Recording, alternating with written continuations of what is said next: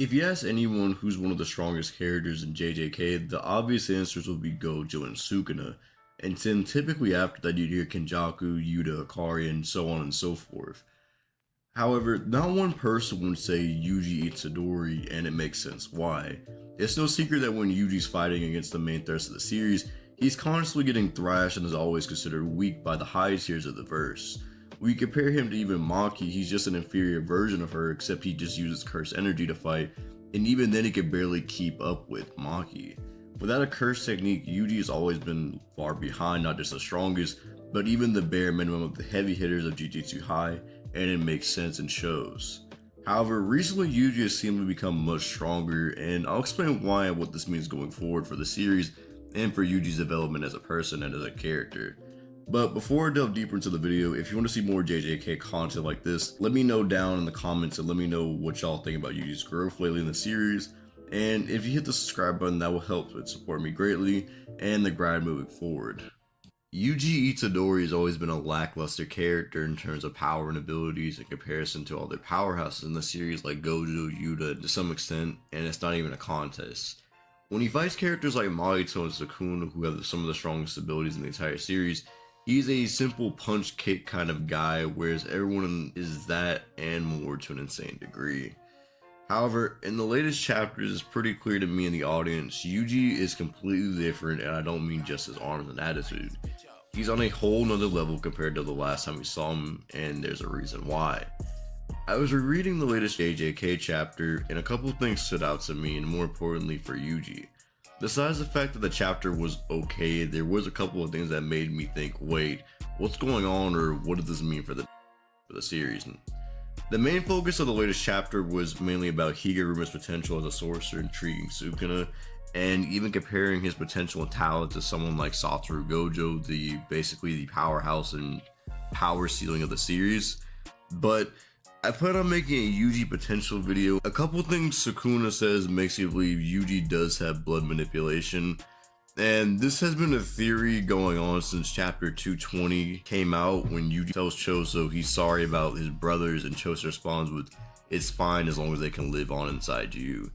Now, when I first read that, I thought Choso meant in a figurative sense that their will live on inside of him, but as we know, Yuji can consume them and turn them into cursed energy, and Yuji is said to be the perfect vessel for the first time in 1,000 years. So it would make sense for him to do this, especially with the narrative of Choso wanting the brothers to live on throughout Yuji, and Yuji being the last living relative Choso actually has, and him wanting to live on and survive in Choso's will. In the same chapter, Yuji even mentions he will eat anything to defeat Sukuna, which would explain why he looks sad when he tells Choso he's sorry, and this will lead credence to support the idea that he did indeed eat the brothers. The point I'm trying to correlate is that in the latest chapter, it's heavily implied that Yuji used blood manipulation when Sukuna wasn't looking, meaning it's possible he has access to not just the cursed energy supply, but the techniques of the death painting wounds. To support this theory is that when talking to Kamo, Yuji tells him, "Thanks for teaching me because Choso sucks at teaching." Now, what else could Choso and Kamo teach Yuji, and what do Kamo and Choso have in common? And the simple thing is that it's just blood manipulation's curse technique that's been passed down. And coincidentally, even if you want to say he didn't get it from the death painting wounds, Yuji is part of the Kamo bloodline thanks to Kenjaku. So this is an important thing to note because Yuji is considered to be a Sukuna finger, or at least an object drenched in Sukuna's cursed energy. This could lead to him being not as affected by his attacks, Sukuna's as Gojo says, because hollow purple is made from his own cursed energy. It doesn't damage him as bad as it did Sukuna. Sukuna even takes note that everyone who fights him has overall cursed energy output is higher than ever, but he considers Yuji boring still. Keep in mind, Yuji went from finding a weakened 15 finger to Megumi to being able to at least catch this Sukuna off guard and stagger him for a bit. Again, keep in mind the Yuji being Sukuna's essence because that will play a vital role in the future.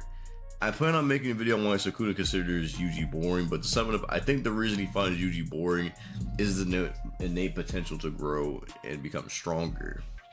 Whenever he fights Maki or Higuruma, he mentions Maki is a pretty good and considers Higuruma okay at best. But Yuji is actually shown to be the best hope of the group fighting Sukuna currently, And although he doesn't really do much, he's shown he's actually capable to make Sukuna stagger momentarily to catch him off guard, as I said earlier. Again, we haven't seen what Yuji's arsenal truly is, but we know that even Nanami and Gojo think if Yuji were to gain a curse technique, that his power and potential would be frightening enough to scare them, and think that if he had one, that maybe he could surpass Gojo. Now that Yuji has seemingly got a curse technique besides blood manipulation, all that's left for him is to master and grow in this fight. I still believe Yuji is probably weaker than the heavy hitters, but if he manages to grow, I think he could probably catch up and not get stronger than them in this specific fight. The only other way Yuji can actually damage Sukuna if he uses the Master's Black Flash. Yuji being someone so impressive that he can make you believe he's doing Black Flash at will. This is something that Gojo nor Sukuna have been shown to do, but this person has the record and shown to casually do this would probably be his last chance at winning, especially if he manages to pull it off on Sukuna himself. Although Sukuna knows about Yuji's combat prowess, he still isn't interested in Yuji whatsoever, which could lead to Black Flash not only catching him off guard, but at the very least doing some damage to him. Not only that, but Yuji himself mastering Black Flash would make him the first person in history to do it, but it's possible he might become even stronger because of that.